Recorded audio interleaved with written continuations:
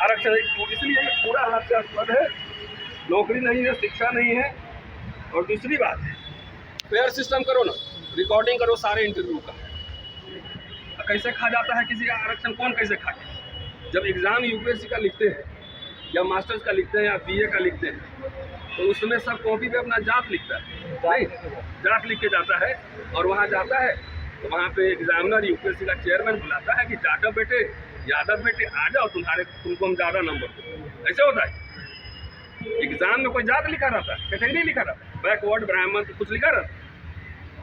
तो एक आप समझिए, आरक्षण जो है ये गरीबी उन्मूलन का प्रोग्राम नहीं है, ये प्रतिनिधित्व का सवाल है। और वैसे लोग, इसी मेरे फादर तो छोटे से नौकरी में थे, वो पढ़ाया, लड़ भिड़ के हिंदी से अंग्रेजी सीखा, उसके बाद आया। अब इनको हम चुनौती दे रहे हैं तो हम लोग इनके आँख में खटकते हैं। मैं अपनी लड़ाई थोड़ी लड़ रहा हूँ, जितनी लड़ाई है शोषितों वंचित की लड़ाई लड़ रहे हैं। ये चाहते हैं कि हमारे जैसे लोग जो है ना सड़क पे आ जाए, साइड लाइन कर दो, बाकी कुछ बोलेगा ही नहीं। अब धीरे धीरे आरक्षण खत्म कर दो। अब मान लिया आप कैटेगराइजेशन कर देंगे और उसमें 4 ग्रुप बना दें, ये एक ग्रुप में 40 जाति तो नहीं होगी, सैकड़ों जातियाँ होंगी, सैकड़ों। वहाँ पे अगर कैंडिडेट सुटेबल नहीं मिलेगा तो क्या करें? एनएफएस तो अभी हो रहा है। अभी चौहान साहब से मेरी बात हुई थी, सुप्रीम कोर्ट एडवोकेट हैं, उन्होंने कहा कि भाई अभी ही SC ST के पोस्ट पे जनरल भर दिए जा रहे हैं, OBC के पोस्ट पे भर रहा है, वैकेंसी आप देख लीजिए। अभी ये हाल है। तो जब सब कैटेगराइजेशन हो जाएगा और ये होगा कि भाई इस कम्युनिटी के लिए रिजर्व्ड है और उसमें NFS अगर कर देगा मान लो, तो कोई दूसरा कम्युनिटी क्यों लड़ने जाएगा? अभी रोस्टर की आंदोलन हम लोग लड़ाई लड़ी, एक जाति के लिए लड़ी थी, सबके लिए लड़ी गई थी ना। तो मेरा ये कहना है कि आपको आरक्षण, ये लोग समझ क्यों नहीं रहे इस बात को कि हमें बांटा जा रहा है, हमें तोड़ा जा रहा है? बांटा नहीं, मैं तो ये कह रहा हूँ ना कि मेरा बेटा विदेश जाएगा पढ़ने, आरक्षण से नहीं जाना ना, MA PhD करके आएगा और यहाँ जो सारे कॉलेज में जनरल कैटेगरी में वो देगा, क्वालिफाई जाएगा। क्या उसके साथ फेयर ट्रीटमेंट होगा? You tell me. वो जाएगा जब हिंदू कॉलेज, स्टीफेंस कॉलेज कहीं इंटरव्यू देने जाएगा तो उसके साथ फेयर ट्रीटमेंट हो जाएगा? कहाँ होगा? तो जाति साथ लेकर जाएंगे। तो ये माननीय सुप्रीम कोर्ट को ये बात नहीं समझ में आ रही है। और ये तो भाजपा सरकार के लिए दो धारी तलवार है। किसको किधर करोगे? क्रीमी लेयर दलित में बनेगा, ये संविधान में लिखा हुआ है। अभी भाजपा चुप है इस मामले में। ये क्रीमी लेयर बनाओ, कैसे बनाओगे? उसका पैरामीटर क्या?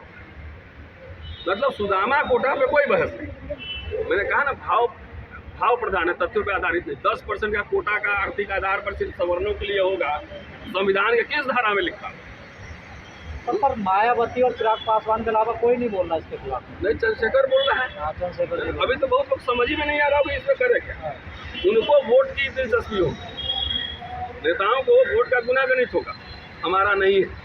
और जो लोग, मैं किसी पार्टी का आदमी नहीं हूँ, जो लोग संविधान की बात करते हैं, तो मैं बार बार ये बात कर रहा हूँ कि संविधान कभी खत्म नहीं किया जाएगा घोषणा करके। संविधान के जो प्रावधान है उसको डिफंक, इररिलेवेंट बना तो अपने आप खत्म हो गया। इलेक्शन कमीशन को लेके इतने पिटीशन पड़े हुए सुप्रीम कोर्ट में, उस पर सुनवाई नहीं है, जब डेमोक्रेसी है। बैकलॉग को लेकर पड़ा हुआ है, प्रमोशन को लेकर पड़ा हुआ है। आंकड़ा है कितने वाइस चांसलर SC ST समुदाय के हैं, ये बता दो। कितने प्रोफेसर हैं? दिल्ली विश्वविद्यालय में एक भी प्रिंसिपल नहीं है, एक। लेकिन सर, जो हमारे SC ST के जो नेता हैं, जो सत्ता पक्ष में है, वो भी कुछ नहीं बोलते। ये सत्ता पक्ष वालों में भी चल रहा है घमासान। चिराग और संभवी चौधरी ने कहा है कि ये ठीक नहीं है क्रीमी लेयर। और जो बीजेपी के हैं दलित SC ST के नेता, वो भी कुछ नहीं बोल रहे। तो टिकट लेना होता है ना। और रोस्टर का आंदोलन 2 अप्रैल 18 का आंदोलन नेता, मतलब वो समाज के पक्ष में नहीं है, मतलब नहीं है ना, वो पार्टी के पक्ष में, वो स्वयं के पार्टी जो पोजीशन लेगी उसके साथ रहेगा। हमें पार्टी से नहीं, हमें समाज से। जो सही बात हो वो आपके बीच ला रहा हूँ। क्या एक बार बता दो, जज साहब जो दलित बनते हैं उनसे कभी मिले अंदर प्राइवेट में? वहाँ भी जनेऊ लीला होता है जुडिशरी में, वहाँ भी होता है, वो तो स्पष्ट है। वहाँ भी जनेऊ लीला होता है ना। एक ही 200 फैमिली हायर जुडिशरी में, IAS का बेटा IAS नहीं बनेगा तो बिना एग्जाम दिए हुए जज साहब का बेटा कैसे जज?